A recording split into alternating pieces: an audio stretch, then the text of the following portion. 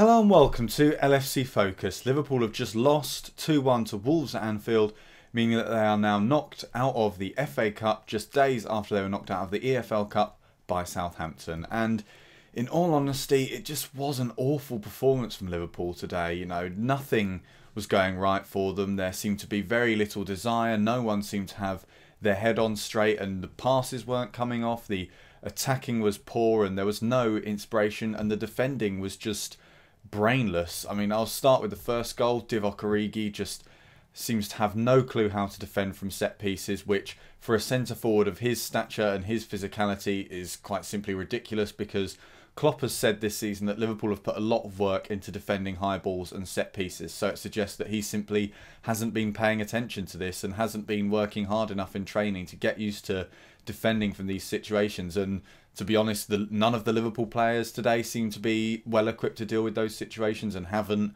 for most of this season. Second goal, Conor Randall is just all over the place. He's just got no pace on him. He doesn't seem to be able to keep up with wingers, which for a fullback suggests that he doesn't really have a future at a club like Liverpool, which I think, let's be honest, we have all known for a while. He is our third choice right back, and if it wasn't for the fact that Klein was still injured, he wouldn't really have any chance of playing today whatsoever. But it's the moment when the ball gets played through, and not only is the Wolves player nowhere near being offsides, there's no reason for him to call for it anyway, but you need to play to the whistle, and that's a very simple thing that every footballer should know. And Randall just completely ignores that concept and stops running and throws his hand up in the air, and unsurprisingly doesn't get the decision. I mean, there were a couple of moments during the game where I think Liverpool were a bit hard done by. There was the Weimann penalty incident where he was pushed over in the box and the referee looked straight at it, seemed to take everything in and just didn't give a penalty, which was a very odd decision if you ask me. There was another one with Woodburn later on in the game, who was probably our man of the match really, Ben Woodburn. He's a good player, Ben Woodburn, and I quite like to see him in that sort of Lallana role because he's got a lot of good ball control. He seems to be quite a good passer of the ball, and he is presumably a pretty good finisher as well because he's played up front for the under-23, so it's not all doom and gloom. Hopefully he does have a bright future at Liverpool, but there are a lot of players on show today who I think their time at Liverpool is close to being up. Alberto Moreno, for one, a lot of people already this season have been calling for him to come on in place of James Milner whenever we need more pace and attacking down the left flank, but apart from his pace, Alberto Moreno doesn't really bring anything, because he's capable of running fast and getting into these positions high up the pitch, but he's not capable of doing anything when he gets there. His passing was nowhere near good enough today. Pretty much every ball he tried to play was cut out by a Wolves player.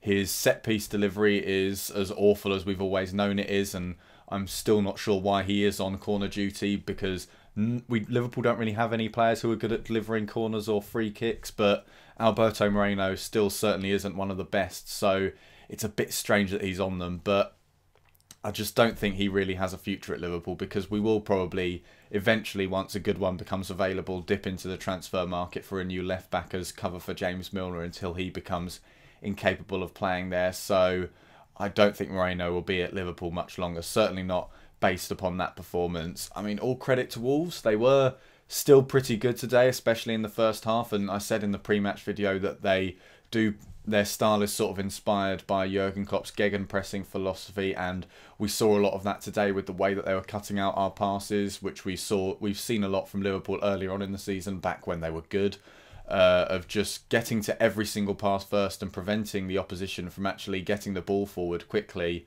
I think some of that was still down to the fact that Liverpool's passing was, again, just nowhere near good enough.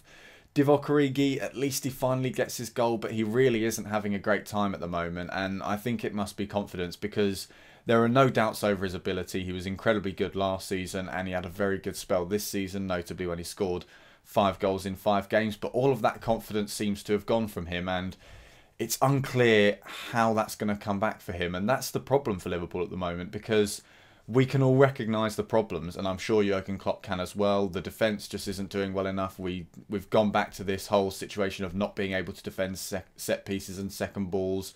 Our attack is way too narrow, which means that teams find it very easy to just park the bus and defend for their lives against us and wait for counter-attacking opportunities. The midfield is too slow. It's all side-to-side passes, and there's no actual penetration and no inspiration or invention to get the ball into the box.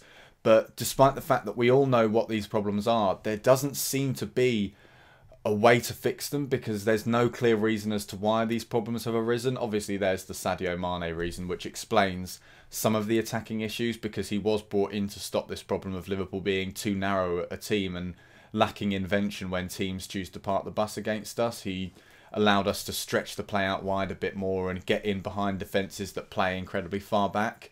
But the problems with the defence at the moment are simply inexplicable. So I think it is unfair to blame the manager Jurgen Klopp, because it's difficult to... If it's difficult to understand why these problems are occurring, it's difficult to understand how to solve them. And I don't want to talk about just bringing in transfers and bringing in new players, because I don't think that's the right philosophy to have. But that being said, I think there were a lot of players on show today who, like I said earlier, don't have much of a future from Liverpool. But that being said, hopefully we won't have to use these fringe players too many more times this season, because we are now, of course, only left in the Premier League. So hopefully Liverpool can just focus on getting their first team out on the pitch, getting their confidence back, getting their good playing ability back, and getting the wins back, and hopefully climbing the table again and securing the top 4 come the end of the season. I'll be back on Sunday, of course, with the build-up to the Chelsea game, which is obviously not what Liverpool want right now when they are in such a difficult run of form. But it could help us get back on track should we get a win, as unlikely as it is. So until then, thank you very much for watching. Don't forget to like the video if you enjoyed it, subscribe to the YouTube channel if you're new around here, and follow at LFC Focus TV on Twitter. Bye for now.